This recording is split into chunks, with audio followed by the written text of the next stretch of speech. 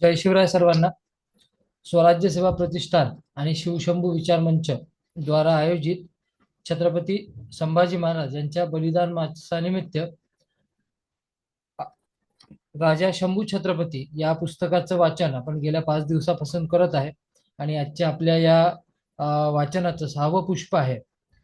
आजच्या या पुष्पाला अनुमोदन देण्यासाठी सकाळपासून प्रयत्न केले, पण सर्व वेगवेगळ्या कार्यक्रमात व्यस्त असल्यामुळं आज अनुमोदनासाठी जे आपण नावं ठरवले होते त्यापैकी कोणी उपस्थित राहू शकलं नाही.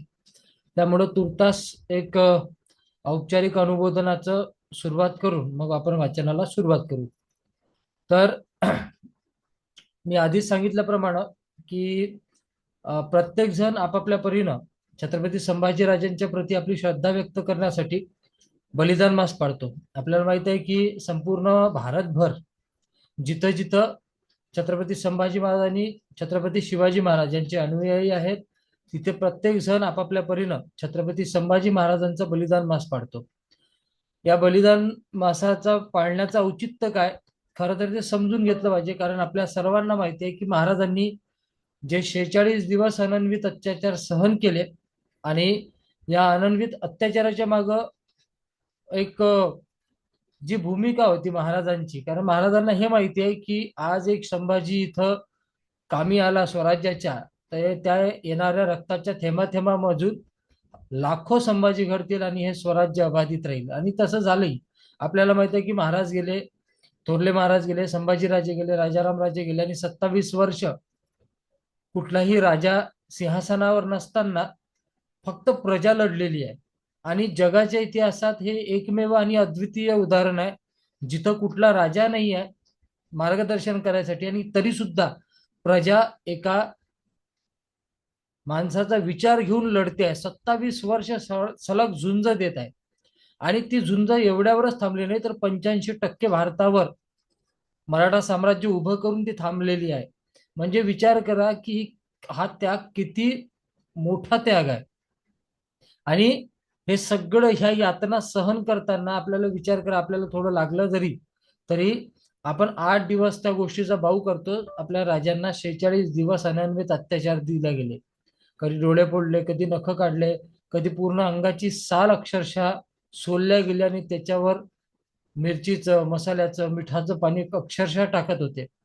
कधी कुठल्या एखाद्या सरदाराने यावं, शरीराचा कुठलाही एक अवयव काढावा आणि एखाद्या कुत्र्या बिदाडाला खाऊ घालावा, इतका भयानक अत्याचार आपल्या छत्रपती संभाजी महाराजांवर झाला. आणि म्हणून त्यांच्या प्रती आपलं एक ऋण व्यक्त करावं. कारण की आपल्या घरातला एखादा कर्ता व्यक्ती ज्यावेळेस झाला त्यावेळेस आपण शोक पाडतो, श्राद्ध पाडतो, आणि छत्रपती संभाजी राजांनी तर आपल्यासाठी हा अत्याचार आणि इतकं सगळं दिव्य केलेलं आहे. त्यामुळं महाराजांसाठी प्रत्येक जण आपापल्या परीनं बलिदान मास पाडतो. पण डोक्यात एक विचार आला की एक म्हणजे वेगवेगळ्या पद्धतीने जे सर्व लोक पाडतात, तर आपण कुठंतरी एक आगळा वेगळा बलिदान मास सुरू केला पाहिजे. महाराज समजून घ्यायचे असेल तर त्यासाठी महत्वपूर्ण जे संशोधनात्मक चरित्र ग्रंथ आहे संभाजी महाराजांवर लिहिले गेले, त्याचं वाचन झालं पाहिजे, ते जनसामान्यापर्यंत पोहोचले जाते. आपलं सध्याचं दुर्दैव हे आहे की महापुरुषांच्या म्हणजे छत्रपती शिवाजी महाराज असो, छत्रपती संभाजी महाराज असो, यांचा इतिहास आज आपण फक्त कादंबरीतून वाचतोय. पण कादंबरी म्हणजे खरं चरित्र नाही. कादंबरी म्हणजे ललित साहित्य आहे. त्यात लेखकाला त्याला वाटेल तेवढा तो कल्पना विलास करू शकतो. आणि नक्कीच आपल्या महाराजांचं चरित्र म्हणजे कल्पना विलास नाहीये. त्यामुळं जितक्या मोठ्या संशोधकांनी संशोधन करून छत्रपती संभाजीराजे आणि शिवाजी महाराज यांचं चरित्र लिहिलेलं आहे, अथक प्रयत्न करून लिहिलेलं आहे. कुठलीही साधनं इथं उपलब्ध नसताना, विदेशात जाऊन झेरॉक्सची सुविधा उपलब्ध नसताना हातानं ते जसेच्या तसं लिहून या लोकांनी आपल्यासाठी हे संशोधनात्मक चरित्र उभे केलेले आहे. आणि म्हणून कुठंतरी या चरित्राचा अभ्यास झाला पाहिजे. आणि म्हणून मागच्या वर्षी एक सहज तो विचार आला की आपण हा जो बलिदान मास आहे हा या पद्धतीनं साजरा करावा, म्हणजे पाळावा. त्यामुळं वाचनातून बलिदान मास पाळण्यात यावा असा एक कल्पना आमच्या मनात आली, आणि त्याला मागच्या वर्षी आपण सर्वांनी भरभरून प्रतिसाद दिला. आणि यावर्षी सुद्धा आपण सर्व नियमित इतक्या सगळ्या संख्येने उपस्थित राहता. खरं तर हे फार मोठी भाग्याची गोष्ट आहे. कारण एक विचार ज्यावेळेस जिवंत होतो, एक विचार ज्यावेळेस उत्पन्न होतो, तो विचार मरायला वेळ लागत नाही जोपर्यंत त्या विचाराला जुळणारे लोक उपलब्ध होत नाही. आणि तुम्ही सर्व लोक त्या एका हाकेला ओह देऊन शंभूराजांची गाथा, शंभूराजांचं आख्यान ऐकासाठी एकत्रित येतात, ही फार मोठी गोष्ट आहे. त्यामुळं आजचं हे अनुमोदन मी इथंच थांबवतो आणि माझ्या वाचनाला सुरुवात करतो. आतापर्यंत आपण 11 प्रकरणं पाहिली.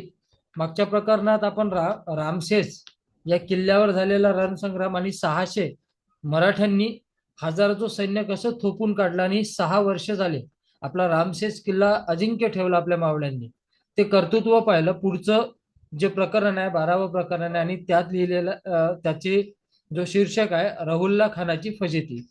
कैलासवासी महाराज एकदा निराजी पंत, मोरोपंत आणि अनर्जी पंतांना म्हणाले होते की आपला एक किल्ला वर्ष वर्ष जरी झुलला तरी अवघं स्वराज्य गिळंकृत करायला आलमगिरास 360 वर्ष लागतील. शंभूराजांचा रामशेष तर सतत 6 वर्ष झुंजत होता. औरंगजेबाचे सर्व अंदाज पहिल्याच सपाट्यात धुळीला मिळाले. सर्व दिशांनी प्रचंड बळासह ते स्वराज्यावर तुटून पडला. त्याला आता 1 वर्ष होऊन गेलं. स्वराज्य अजूनही अभेद्य होतं. अनेक आघाड्यावर औरंगजेबाला दारुण पराभव स्वीकारावा लागला. कोकणातील हसन अली खानची मोहीम उधळली गेली. कल्याण शंभूराजांनी पुन्हा जिंकून घेतलं. रामशेजचा किल्ला तर एक पाऊलही पुढे टाकू देत नव्हता. याच काळात धनाचा प्रयोग करून बादशाहनं त्र्यंबकगड जिंकून घेण्याचा प्रयत्न केला. त्र्यंबकगड शंभूराजांच्या ताब्यात होता. तेथील किल्लेदार होता केशोत्रिमल. रामशेजला दारुगोळा आणि रसदेचा पुरवठा त्र्यंबकगडावरूनच केशोपंतांनी गुप्तपणे करीत होते. तो बंद पाडण्यासाठी मुझफ्फर खान, बरामहत खान, अनामत खान त्र्यंबकगडावर चालून गेले, पण केशवपंतांनी त्याची दाढ शिजू दिली नाही. त्र्यंबकगड घेण्यासाठी औरंगजेब आता आटोकाट प्रयत्न करू लागला. केशवपंतांनी बादशाहची थट्टा करायचं ठरवलं. त्र्यंबकगडावरील एक चाकर राघव खोपडे एक दिवस अनामत खानकडे आला.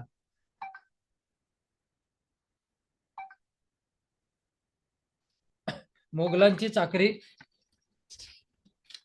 करण्याची इच्छा त्यानं व्यक्त केली आणि अर्जी केली. बादशाहची कृपा झाल्यास रक्ताचा एक थेंबही न सांडता मी बादशाहकडे त्र्यंबकगड मिळवून देतो.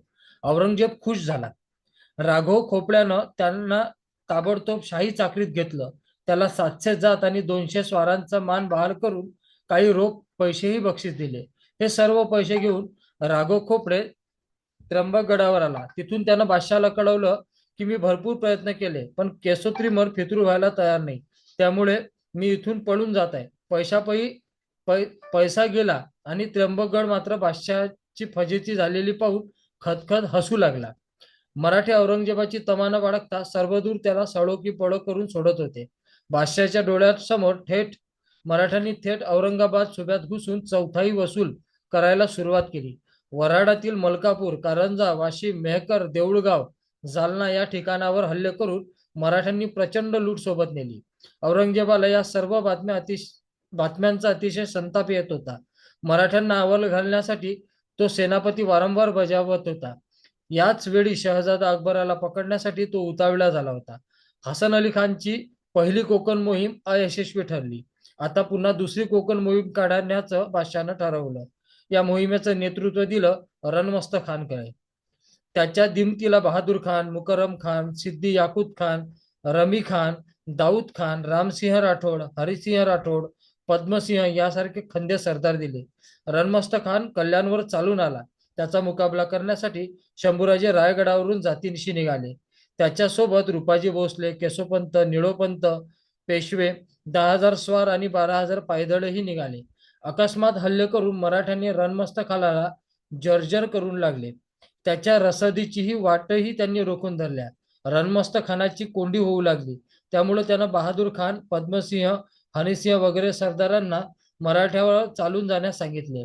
कल्याणच्या ईशान्य 4.25 मैलावर असलेल्या टिटवाल गावी उभय पक्षी घनघोर लढाई जुंपली. पहिल्याच टप्प्यात मराठ्यांनी अनेक मोगलांना लढवले. मोगल जखमीही फार मोठ्या संख्येत झाले.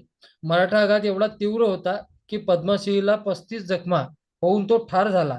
पद्मसिंह मारला गेल्याचं कळताच रामसिंह राठोड चिलखत घालून मराठ्यावर तुटून पडला. पण तोही मारला गेला. मोगलांचे अन्य 25 सरदार जखमी झाले. हरिसिंह राठोड कैद झाला. त्याला घेऊन मराठी तिथून निघाले. आलेला हल्ला परतवून मराठ्यांनी पुन्हा रणमस्तखानाला घेरलं. घटाच्या पायथ्याशी तो मराठ्यांकडून कोंडला गेला. या लढाईचं नेतृत्व स्वतः शंभूराजे करत होते. शहजादा अकबरला पकडण्यासाठी गेलेला रणमस्त खान शंभूराजांनी कोंडल्याची बातमी कळताच औरंगजेबाला कळाली. त्यानं तातडीनं रहुल्ला खान बक्षीला रणमस्त खानाची सुटका करायला पाठवलं. रहुल्ला खान 8,000 सैन्यासह कोकणात उतरला. कोकणात उतरेपर्यंत शंभूराजांनी त्याला कुठलाच प्रतिकार केला नाही. पण कोकणात उतरताच मात्र मराठ्यांची एक तुकडी शंभूराजांनी रहुल्ला खानावर रवाना केली. मराठ्यांची तुकडी चालून येत असल्याचं पाहून रहुल्ला खानानं त्यांच्यावर एकदम गोळीबार सुरू केला. या गोळीबारात मराठ्यांच्या सेनापतीचा एक मुलगा जखमी होऊन घोड्यावरून खाली कोसळला. मराठ्यांना माघार घ्यावी लागली. त्याच्या सेनापतीचा मुलगा रहुल्ला खानच्या हाती सापडला. खानानं त्याच्या जखमा बांधल्या आणि आता रहुल्ला खान त्याला त्याच्या वडिलांचं नाव विचारू लागला. पण काही केला मुलगा वडिलांचं नाव सांगेना.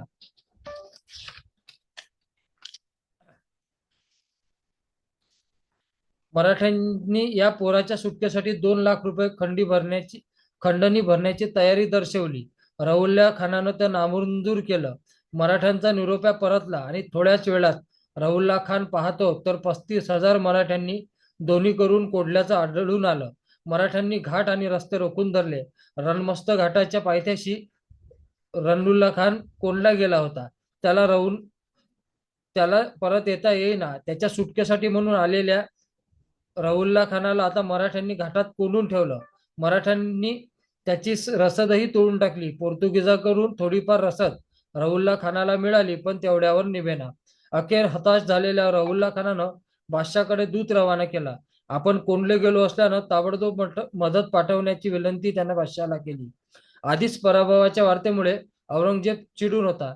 त्यातून रहुल्ला खानानं त्यांना मुठीत पाठवलं होतं ते रणमस्त खानाला मदत करण्यासाठी. ते बाजूला राहिलं. आता रहुल्ला खानच मदतीची गरज भासू लागली. असं कुठे मदतीसाठी धावून जायचं?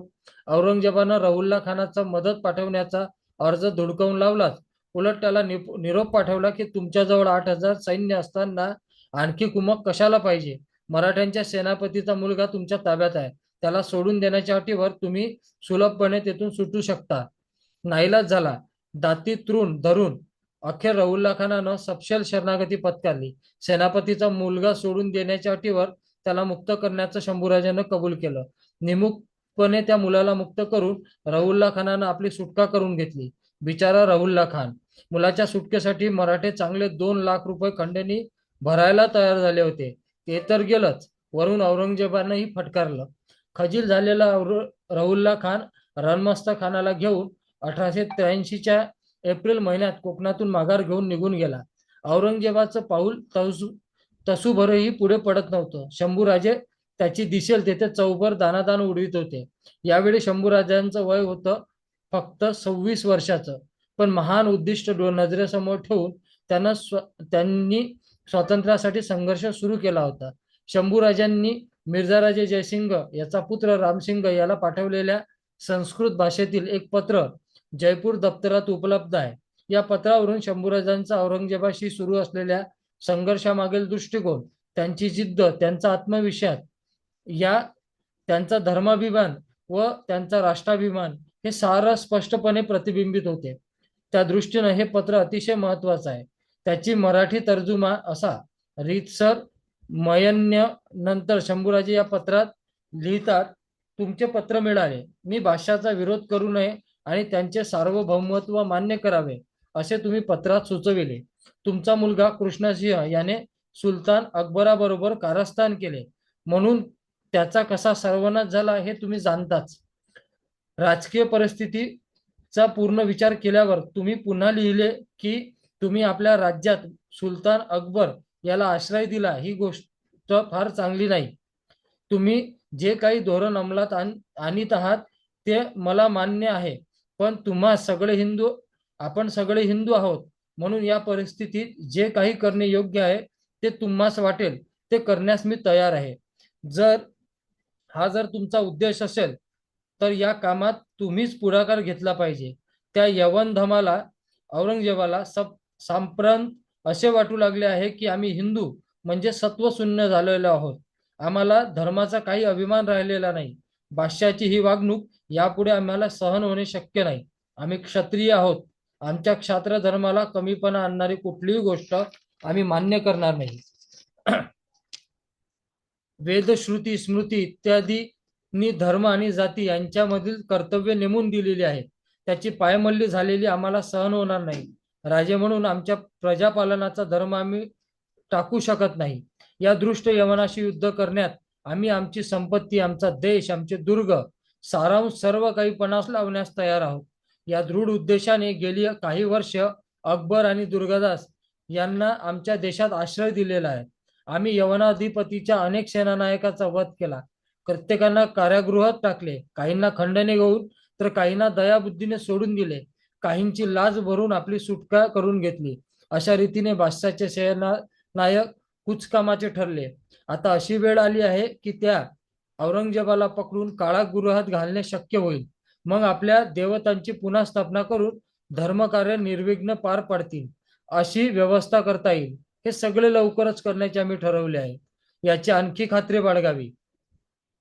आपण आपल्या मनाने आम्ही अल्पवयी व अननुभवी आहोत. आपल्या धर्माभिमानाच्या आणि शौर्याच्या अनेक गोष्टी ऐकल्या आहेत. तुम्ही यावेळी सप्तांग राज्य संपन्न आहात. तुम्ही यावेळी धैर्य आणि साहस दाखविले आणि या यवनाची शक्ती नष्ट करण्याची कामी आम्हाला मदत केली तर आपण काय करू शकणार नाही. या गोष्टीचा आम्ही विचार करतो तेव्हा आपण अशा प्रसंगी धर्माभिमान सोडून गप्प बसून राहिला या गोष्टीचा आम्हाला आश्चर्य वाटते. आणखी एक गोष्ट, दुर्जन सिंह हाडा हा कशा प्रकारचा मनुष्य आहे हे आपण दोघांना माहिती आहे. त्याच्यापाशी किती संपत्ती आहे हेही आपल्याला माहिती आहे. पण आपल्या संपत्तीवर पाणी सोडले आणि आमच्या सूचनेचे अनुसरून शौर्य गाजवून धामाधूम उडवून दिली. तुम्ही तिकडच्या भागात असल्यामुळे तुम्हाला हे सर्व माहीत असेलच.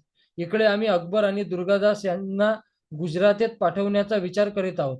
यावेळी आपणही जे आवश्यक आहे ते धैर्यपूर्वक करावे. पठाणाधिपत इराणचा शाह अब्बास याने पण अकबराला मदत करू असे लिहिले आहे.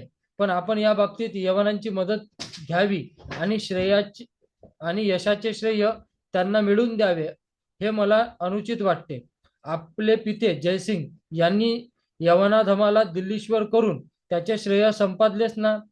त्याचप्रमाणे आपण अकबराला मदत करून यशाचे धनी व्हावे. यवनांच्या मदतीने अकबराला राजपद लाभले तर त्यांना प्राधान्य मिळेल ही गोष्ट होऊ देऊ नये. आपण उभयांती एक होऊन अकबराला गादीवर बसवले तर धर्माचे कार्य होईल आणि आपल्या कार्याने महाराज जयसिंहाच्या वंशाला शोभा येईल. रामसिंगाला लिहिलेल्या या पत्रावरून शंभूराजाच्या तेजस्वी हृदय आपल्याला स्पष्टपणे कळून येतो. पण त्यांच्या मनाचा उत्तुंग झेप कळूनही दुर्दैवानं राजपूत त्यांना अनुकूल झाले नाहीत. जबरदस्त भयगंड त्यांच्या मनात पिढ्यानपिढ्या घर करून होता. रामसिंग मौन पाळून बसला असला तरी तुर्की गुलामगिरीच्या जोखडातून हिंदुस्थान मुक्त करण्याचं सोनेरी स्वप्न पाहणारे शंभूराजे ते साकार करण्यासाठी एकाकी झुंजत होते. ही झुंज आयुष्याच्या अखेरपर्यंत झुंजवण्याचा त्यांचा निर्धार पक्का होता. न सरणारा रण त्यांना आव्हानावर आव्हाने देऊ लागले. प्रकरण 13. शहजादा अज्जम पराभूत. औरंगजेबाची स्थिती दिवसेंदिवस केविलवाणी होऊ लागली. अकबराला पकडण्यासाठी योजलेल्या 2 कोकण मोहिमा अपयशी ठरल्या. रामशेजला तर रोजची नामुष्की पत्करावी लागली. आता आशा उरली होती शहजादा अज्जमची. तो प्रामाणिकपणे धरपड करीत होता. कोल्हापूर पन्हाळा भागात त्यांना शंभूराजांविरुद्ध परिणामकारक आघाडी उघडली. शहजादा अज्जमचा मदतीस फिरोज खान, किली खान, हसन अली खान, राव अनुपसिंह, अनिरुद्ध हाडा, सरफराज इत्यादी नामांकित सरदार दिलेले होते. त्यांचं सेनाबळही प्रचंड होतं. शहजादा कोल्हापूरच्या भागात पाय रोवू लागला. पाहून शंभूराजांनी सरनौबत हंबीरराव मोहित्यांना 15,000 घोडदळ आणि 5,000 पायदळासह त्याच्यावर अंगावर सोडलं. शहजादा पन्हाळ्याच्या अलीकडे 6 कोसावर पोहोचला तेव्हा हेरांची बातमी आली की मराठे युद्धासाठी चाल करून येत आहे. त्यांचे 5,000 स्वार पिछाडीवर हल्ला चढवण्यासाठी विचारत आहेत. हेराची बातमी ऐकताच मोगल फौजेत एकच घाबरगुंडी उडाली. पण शहजादानं धीर देऊन सैन्याची नीट व्यूहरचना केली. फिरोज खान आणि राव अनुप सिंहाला काही सैन्य पिछाडीचं रक्षण करण्यासाठी ठेवलं. शहजादा आझम स्वतः हंबीररावावर चालून गेला. आझमला पाहताच हंबीरराव आवेशानं त्याच्यावर तुटून पडले. दोन्ही सैन्य एकमेकाला भिडली. हातगाईची लढाई सुरू झाली. ढाल, तलवार, खंजीर या शस्त्रांच्या साह्यानं मोगल मराठ्यांशी लढू लागले. हंबीररावांनी निदानीचं भांडण मांडलं. मराठे पक्के पाय रोवून उभे होते. मोगलही त्वेषाने त्यांच्यावर हल्ल्यामागून हल्ले चढवित होते. पाहता पाहता तुडुंब रण माजलं आणि मराठ्यांच्या तिखट मारामुळं मोगल कापले जाऊ लागले. हजारो मोगल या झुंजीत मारले गेले. फिरोज खान, त्याचा पुत्र किली खान हे जबर जखमी झाले. शहजादाचा प्रचंड पराभव झाला. मात्र मराठेही मोठ्या संख्येत मारले गेले. 300 ते 400 मराठे ठार झाले. तेवढेच घायाळही झाले. 700 मराठे मोगलांनी कैद केले. परंतु मोगलांच्या तुलनेनं ही संख्या फार कमी होती. किलीच खानाच्या बंदुकीची गोळी लागून जखमी झाली होती. किलीच खानाला बंदुकीची गोळी लागून जखमी झाला होता. त्याच्या भांडवलावर बक्षिसाच्या आशेनं त्यानं औरंगजेबाकडे एक विनंती अर्ज पाठवला. आपल्या पक्षाचा विजय झाल्याचं कळून त्यानं अर्ज केला की आपल्याला पराक्रमाकडे पाहून बादशाहनं कृपादृष्टीकडे वळवावी. अनुभवानं औरंगजेब शहाणा होता.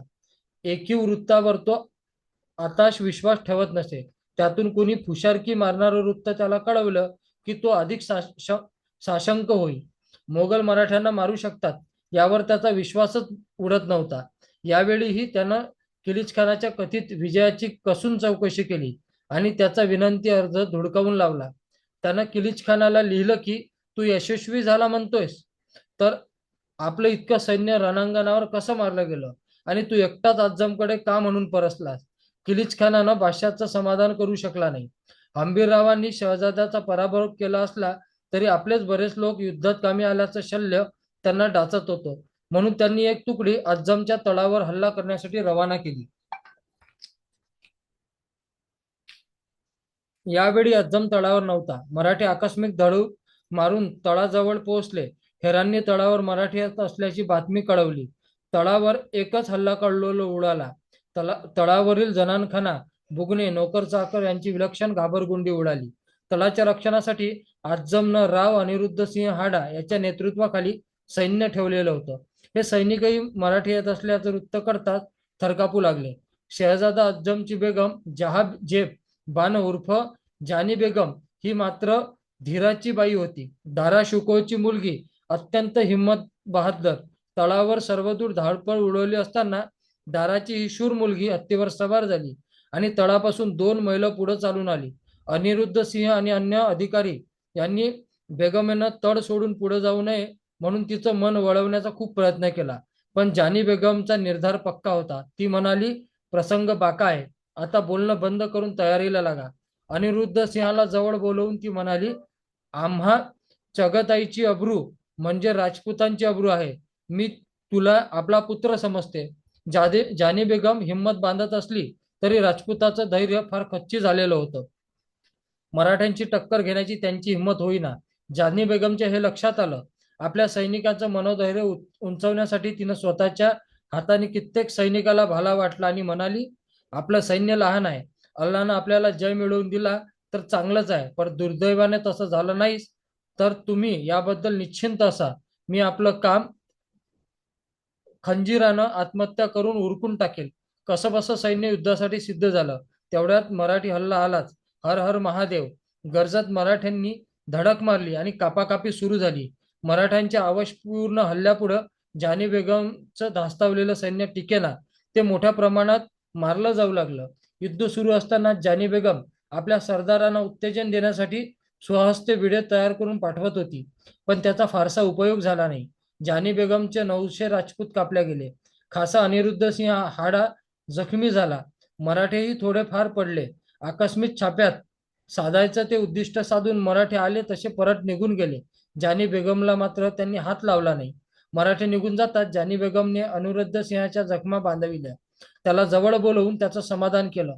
आपल्या गळ्यातील 40,000 रुपये किमतीचा मोठ्याचा कंठा स्वतःच्या हाताने अनिरुद्ध सिंहाच्या गळ्यात घातला आणि विजयसूचक वाद्य वाजवीत जानी बेगम तळावर परत आली. पण एवढा पराक्रम गाजवूनही जानी बेगमच्या किंवा आझमच्या कामगिरीवर औरंगजेब खुश नव्हता. या युद्धाची अंतरंजित वर्णनही कितीही ऐकवली तरी त्याचं समाधान होत नव्हतं, कारण अज्जमनं शंभूराजांवर निर्णायक विजय मिळवलेला नव्हता. शहजादा अज्जमलाही हे कळत होतं.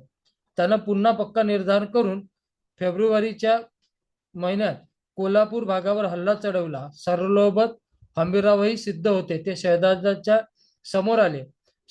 शर्थार्थी झुंज सुरू झाली, पण अज्जमला दैवत साथ देत नव्हतं. मोगलांची विलक्षण कत्तल उडू लागली. हंबीररावांनी गेंड्यासारखी धडक मारून शहजाद्याला भीमापार हाकलून लावलं. औरंगजेबाला हे वृत्त कळलं. आता मात्र त्याची उरली सुरली आशा पार मावळून गेली. 25-26 वर्षाचा काफर बच्चा संभानं बादशाला सर्वच आघाड्यावर मात दिली होती. आयुष्यात लागोपाठ एवढे पराभव तो यावेळी प्रथमच अनुभवत होता. प्रचंड सेनादळ, बेमुबलक खजाना आणि नामांकित सेनापती पणास लावूनही औरंगजेब ओळीनं बाजी मारत हारत होता. 65 वर्ष वयाच्या बादशाची मनस्थिती यावेळी कशी झालेली होती हे त्या काळातील इंग्रजांनी नोंद करून लिहिलेले आहे. ते लिहितात, औरंगजेब वेडापिसा झालेला आहे. अकबराच्या धास्तीपायी तो विलक्षण चिडखोर बनला आहे. सर्व उमराव त्याच्यावर नाखुश असून अकबराकडे सर्वांचा ओढा आहे. बादशाचं मन विलक्षण चंचल बनलेलं आहे. जर त्याचं आयुष्य लवकर संपुष्टात आलं नाही तर कटकटी वाढतील. हातात झालेल्या औरंगजेबानं 1683च्या मे महिन्यात सर्व आघाड्यांवरील सेनापतींना औरंगाबाद येथे बोलवून घेतलं. यापुढे शंभूराजांविरुद्ध उघडलेल्या मोहिमेची सूत्रे खान जहान बहादूर खान कोकलताश, शहजादा अज्जम व शहजादा मुअज्जम याने सांभाळावी व आपल्याला दिल्लीला परत जाऊ द्यावं असं बादशाहांनी सर्वांना सांगितलं. औरंगजेबाचा मनसुबा ऐकताच सर्वांच्या मना खाली गेल्या. लाजेनं नव्हे तर भीतीनं. कुणीही शंभूराजांवरील मोहिमेची जबाबदारी स्वतःच्या खांद्यावर घ्यायला तयार होईना. बादशहानं खूप त्रागा सुरू केला. तेव्हा सर्वजण उत्तरले, तुम्ही स्वतः दक्षिणेत असूनही मराठ्यांविरुद्ध लढण्यात यश येत नाही.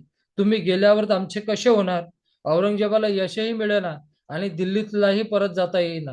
शंभूराजांनी त्याला दक्षिणेत पक्क खेळवून ठेवलं होतं. स्वतः मोहीम सुरू ठेवणं आता अपरिहार्य होतं.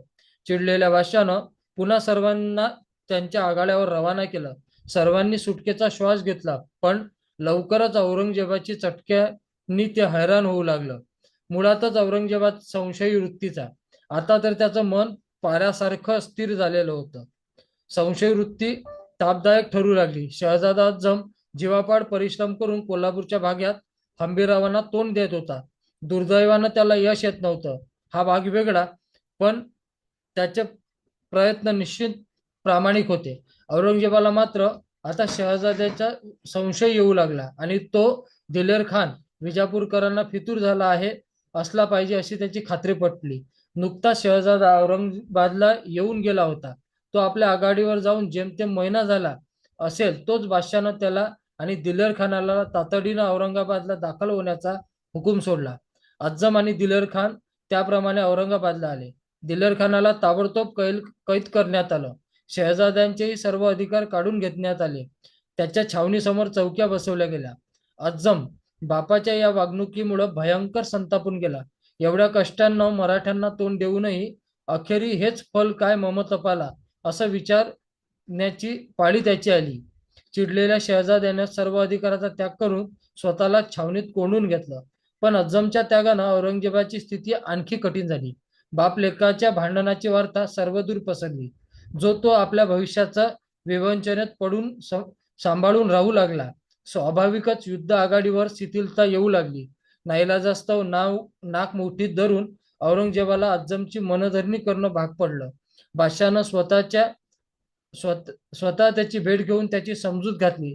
दिलेर खान मात्र विषप्राशन करून आत्महत्या करून मोकळा झाला. तो सुटला. अज्जम मात्र बिचारा पुन्हा भरडला जाऊ लागला. इथे आपलं 13वा अध्याय इथेच संपलेला आहे. उद्या परत 8:30 वाजता आपण सर्व 7व्या पुष्पाच्या वाचनासाठी सर्वांनी एकत्रित यायचं आहे आणि शंभूराजांच्या पुढच्या प्रकरणावर आपण उद्या परत एकत्रित बसू. तोपर्यंत सर्वांना जय शिवराय. जय शिवराय.